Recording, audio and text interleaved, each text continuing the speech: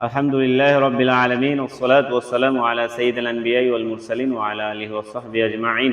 আলহামদুলিল্লাহ, আপনাদের সামনে আজকে যে কথা তুলে ধরবো সেটা হলো প্রবাসী ভাইদের সম্পর্কে আলোচনা রাখতে চাচ্ছি।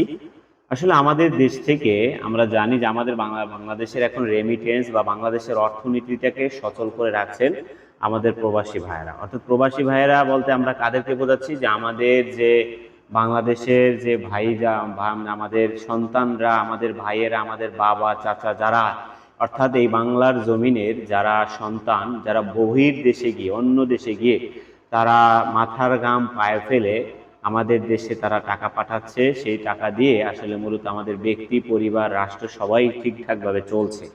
অতএব তাদের কন্ট্রিবিউশন এবং তাদের অবদানটা এতটাই উঁচু হয়ে দাঁড়িয়েছে এখনকার সময়ে, সেটা আসলে কেউ অস্বীকার করার মতো নয়।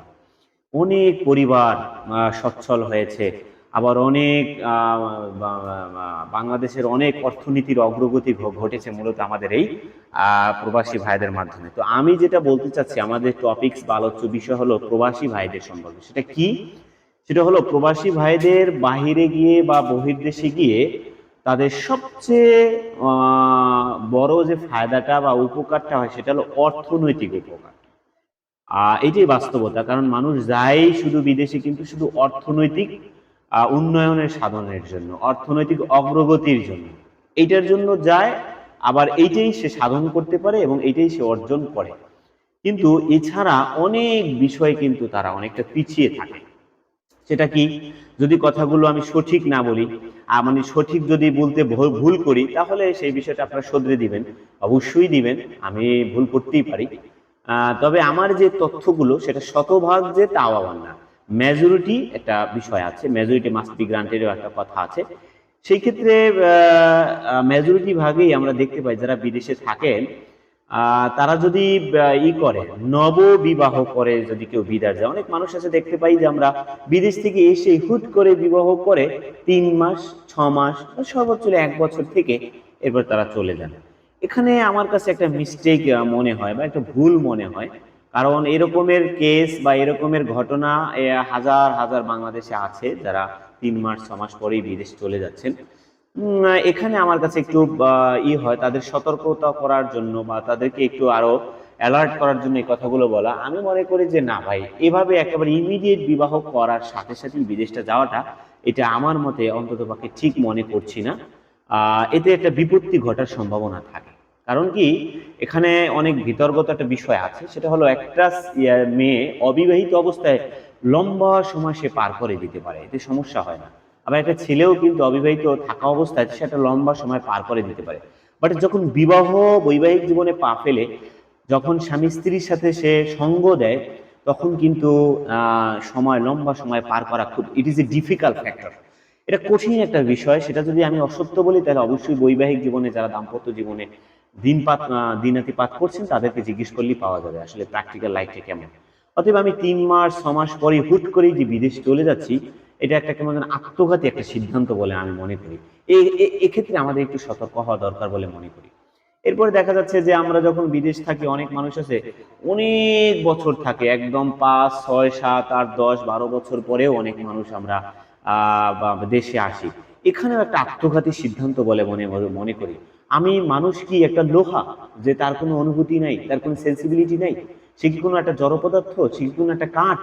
তার কি একটা শারীরিক চাহিদা আছে না? তার কি একটা মানসিক একটা চাহিদা আছে না?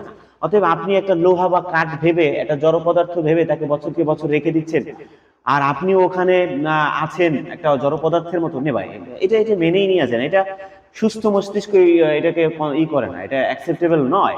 অতএব এখানে অবশ্যই খেয়াল রাখতে হবে, অর্থ শুধুই মানুষকে সুখ দিতে পারে না, এই বিষয়টা আপনার জেন বা ব্রেনের মধ্যে থাকতে হবে। অতএব আমাদের দাম্পত্য জীবন কিসের জন্য? অনেকগুলো এইম থাকে, উদ্দেশ্য থাকে। তো সেই অনেক উদ্দেশ্যের মধ্যে এটাও একটা উদ্দেশ্য যে স্ত্রীকে সময় দেয়া, বা স্বামীকে, স্ত্রীরও উচিত স্বামীকে সময় দেয়া। সেইটা কি আমাদের পরিপূর্ণ অর্জন হচ্ছে? এটাও আমাদের ভেবে দেখা দরকার। অতএব এইভাবে লং টাইম 5 6 7 8 9 10 অনেক 12 বছর কাটিয়ে দেয় বা বাড়িতে আসেন না, দেশে আসেন না, এটা একদম আত্মঘাতী সিদ্ধান্ত। এখানে দুজনেরই চরিত্র হনন হওয়ার সম্ভাবনা থাকে। এখানে একটা বিষয় আছে। আরেকটা বিষয় হলো বিদেশে থাকে আরেকটা সমস্যা আমরা দেখতে পাই, সেটা হলো ছেলে মেয়ে গঠন করার ক্ষেত্রে অনেক সময় দেখতে পাই অনেক জায়গায় যারা বিদেশ থাকেন মেজরিটি জায়গায় তার ছেলে মেয়েগুলো সঠিকভাবে মানুষ হওয়ার ক্ষেত্রে একটু প্রতিবন্ধকতা তৈরি হয়, কারণ বাবার যে শাসনটা থাকে সেইটা সে পাচ্ছেন অনেক জায়গায়। আবার মা শাসন দিলেও কেমন যেন মায়ের শাসনে শাসনে সে অতটা যে নিজেকে গড়ে উঠাবে সেই ক্ষেত্রে সে একটু শিথিলতা অনুভব করে।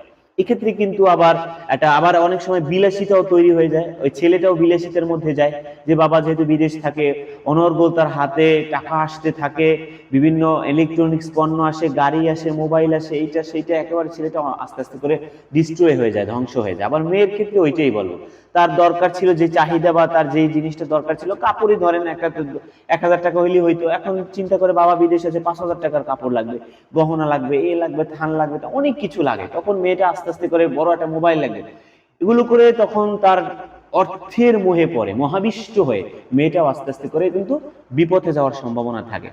আবার কোথায় কি করে, কার সাথে কি আড্ডা দেয়, সেটাও কিন্তু একা মা সামাল দেওয়া তার জন্য কষ্ট হয়ে যায়। বাবা কতটুকুই বা পারবে বাইরে থেকে কাজ বাজ করে।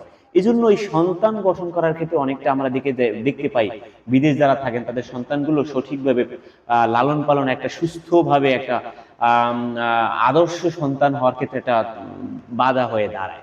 এছাড়াও পারিবারিক একটা ঝামেলা তৈরি হয় বিদেশ থাকা অবস্থায়, এইটাকেও মেনটেন করার একটা ব্যাপার স্যাপার আছে। অতএব এই বিষয়গুলো আমরা বিদেশ থেকে চলেও আসতে পারতেছি না, কারণ লাখ লাখ আমাদের কর্মী বা আমাদের যোদ্ধারা আছেন, কি করবেন ওখানে থেকেই এই বিষয়গুলোকেই কিভাবে হ্যান্ডেল করা যায়, পারিবারিক বন্ধনটা ঠিক রাখা যায়, মায়ের সাথে বউয়ের সাথে সম্পর্কটা ঠিক রাখা যায়, ছেলে পেয়ে মেয়েগুলো ঠিক মতো মানুষ হচ্ছে কিনা, ধর্মীয় অনুশাসনে ঠিক মতো চলছে কিনা, আবার স্ত্রীর সেই চারিত্রিক অবস্থাটাও ঠিক থাকছে কিনা, আবার ঠিক রাখার জন্য আমার ওখানে বসে কি করণীয় আছে, কি অ্যাডভাইস গুলো দেওয়া দরকার, এগুলো কি আমরা কখনো ভেবে দেখেছি? শুধু টাকা পাঠাচ্ছি আর টাকা পাঠাচ্ছি, এটা হয় না, এটা কিন্তু রিয়েল লাইফ নয়। আমি অবশ্যই সতর্ক করার জন্য এই কথাগুলো বলছি। আল্লাহ পাক আমাদেরকে সুন্দর, সুস্থ এবং ইসলাম অনুযায়ী জীবনযাপন করার তৌফিক দান করুক। ওয়া আখিরু দাওয়ানা আলহামদুলিল্লাহ।